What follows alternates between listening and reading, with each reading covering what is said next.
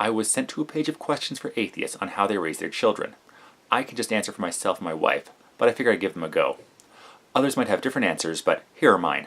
What do atheists tell their children? Much to the distress of intelligent and thoughtful atheists everywhere, being a Christian is awesome because life's biggest wonders are already answered. Most existential questions we may ask ourselves can be addressed by referring to scripture and or religious foundation, all of which greatly simplifies the questions of what we tell our children. Well, if you think it's awesome to have any answer, then good for you. I take a slightly more nuanced route.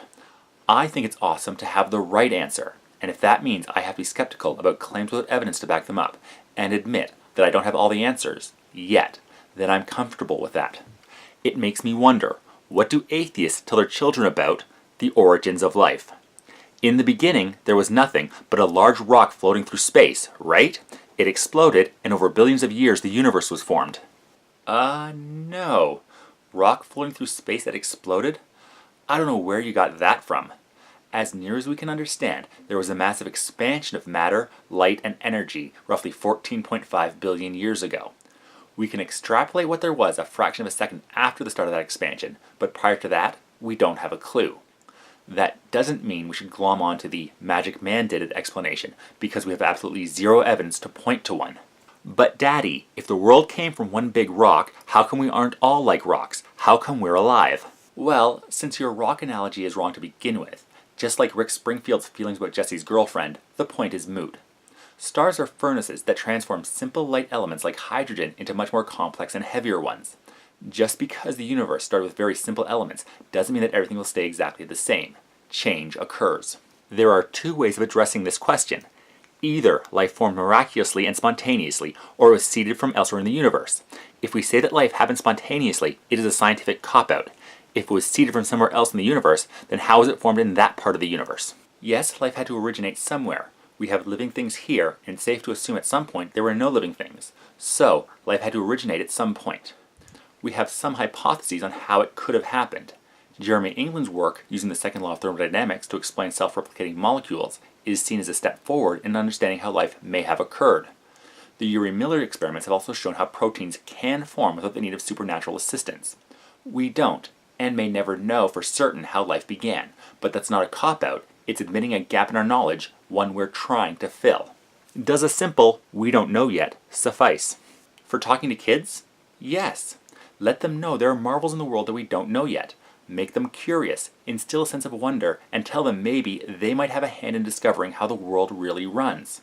We have a desperate need for scientific minds, and installing that in children starts with saying, we don't know yet. How could we find out? The meaning of life. I have no doubt that many secular parents tell their children there is no meaning to life. When we die, we will disappear into nothingness, our consciousness will cease, and all that we have ever been will be no more. But if we are here for no reason, and when we die we exist only in the history books, then what's the point of even existing? I've taught my kids there is no external meaning to life, and that we have to decide ourselves what meaning we give to our lives. We get to decide what is important and what we should focus on. And right now, the meaning I give to my life is to be the best husband to my wife and best father to my son I can be. As a parent, how do you deal with telling a child that there is no meaning to life, followed by telling them that they should be nice to people anyway? Why do we have to be nice, many of them will ask. If we came from nothing and disappear into nothing, why does it matter what we do? If life has no meaning, then who makes the rules? And who says, Father, that your rules are the right ones? I didn't tell my kids to blindly follow the rules. I explained the rules and either explained why they needed to be followed, or I would ask them why they thought the rules were in place. And why does the fact that things end mean we shouldn't care about anything? Yes, eventually everything will end, and nothing we will have done will matter beyond that. But right here and now, we exist. Why waste the time we do have? We probably came about because of a cosmic accident, and eventually we will cease to exist. But the time in between is called life, and we're here together. We should make the most of it, and make it as good for as many people as possible in the brief time we do have. I taught my kids that caring about others is important because we live in a society and other people matter. So, helping the needy and being kind to others makes things better for everyone. Morality. What can you, as an atheist, tell your children about morality? What reasons can you give your child for forgiving the bully in the schoolyard without risking a perfectly legitimate adolescent argument about subjective morality? This is an excellent example of difference in parenting styles. Why would I want to avoid a legitimate argument? I encourage my kids to call me out when I tell them things, find out why I expect them to act in a certain way. If I can't explain it, maybe I'm wrong. As for subjective morality, of course morals are subjective. If they weren't, they wouldn't have changed over time and cultures. It used to be a moral practice to own other human beings. Now we see that as apparent. What we think is moral has changed, so it is by definition subjective. Forgiving a bully has many positive reactions. Maybe the bully has issues and needs a friend. Maybe being nice to them will stop their cruel behavior. I'm not saying blindly forgive everything, just try to be the bigger person. If that doesn't work, then a different track might be needed. A reader once referenced alternative morality, which perfectly summarizes the secular view on morality. It is always alternative because it is always subjective. When our children are younger, we can get away with influencing them to do things as we do. But what possible argument can we make once they are old enough to decide for themselves? What grounds do atheists have to tell their adolescent children that stealing is wrong, or that having sex at 13 is wrong, or that smoking weed and dropping E on a Thursday afternoon are wrong? These are not points, but questions. How do these conversations play out for non-believing parents? Well, I taught my kids about the harm principle. That is, if an action helps somebody, then it's good. If it harms them, then it's bad. I sat them down and explained that you don't want to be harmed, so it follows that other people don't want to be harmed either.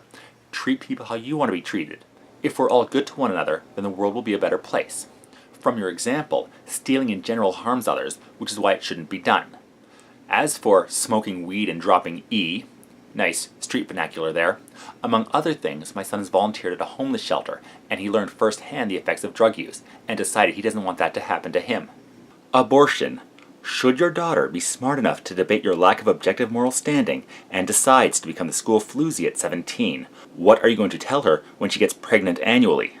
Should she go ahead and have abortions whenever she needs to, despite the increased risk of cancer and mental issues associated with it? It is, after all, her body and her choice. Well, first off, I talk to my kids about having safe sex. Safe sex as well. I've bought condoms and explained to them I don't want them having sex. But if they're going to, be safe and smart about it. We had long discussions about abortion. If my daughter had to become pregnant, then that would have been her choice if she wanted to abort the fetus or not. And the medical community has not found any link between abortion and increased risks of cancer. Don't use outdated scare tactics that have been disproven. The question here is, without being able to cite objective morality, do you have a leg to stand on in judging your child's actions? Yes, I can judge their actions. My morals may be subjective, but I can defend them, and I expect my kids to be able to defend their actions as well. Santa Claus and the Easter Bunny. This is one of particular interest to me, as is the argument so often used by atheists such as Sam Harris as a metaphorical reference to our imaginary God. Telling a child that Santa Claus exists opens their mind to a world beyond the material, and there is the potential risk of a child growing up to believe that God is possible, if not, in fact, real.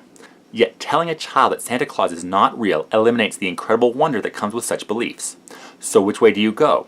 Risk it so they may have a magical childhood, or strip them of the pleasure to appease your own beliefs? I've found the Santa thing is actually helpful in installing a sense of skepticism in kids. Yes, when they were young, I told them about Santa, and the gifts arrived. But when they were older, they started to question. How could he get everywhere and do everything? And I encouraged that questioning.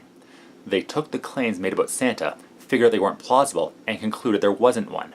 That helped them be skeptical about the world, and to question the ideas many people claim were true without evidence to back them up. Ideas like God. Atheists hate to believe that God is real. They hate to even entertain the possibility. I am beyond counting the number of debates I have witnessed between atheists and Christians, in which both sides present perfectly good, valid, and often convincing arguments. Yet, despite the real possibility that God exists, it is rarely acknowledged by those who argue against it. I'm still waiting for any kind of evidence at all, beyond, hey, the world is here, so somebody must have made it, to show up in a debate. True, we can't prove there isn't a God, just like you can't disprove any imaginary beasts, like unicorns, goblins, or Justin Bieber existing. Really? Huh. I thought he was just a story made up to scare people who like good music. Anyway, there has never been any evidence presented to me that would lead to an acceptance of the existence of any God or gods. I don't hate to believe God is real, or even hate to entertain the possibility. I just don't know of, or think there is reason to posit one as existing. I simply have been given no evidence, and therefore have no reason to accept there is one. Atheists encourage and support free thought, education, and scientific conclusion, but do they tell their children that God flat out does not exist? Or do they share their thoughts on the matter and tell their children to look at all the evidence and decide for themselves? Yes, I encourage my kids to come to their own conclusions. They knew my thoughts on the subject, and that I encouraged them to decide on their own. If they felt that there was a God, then they're welcome to that belief. I would simply ask them to defend their beliefs. That's the first half of his article done. Stay tuned next week for the next half.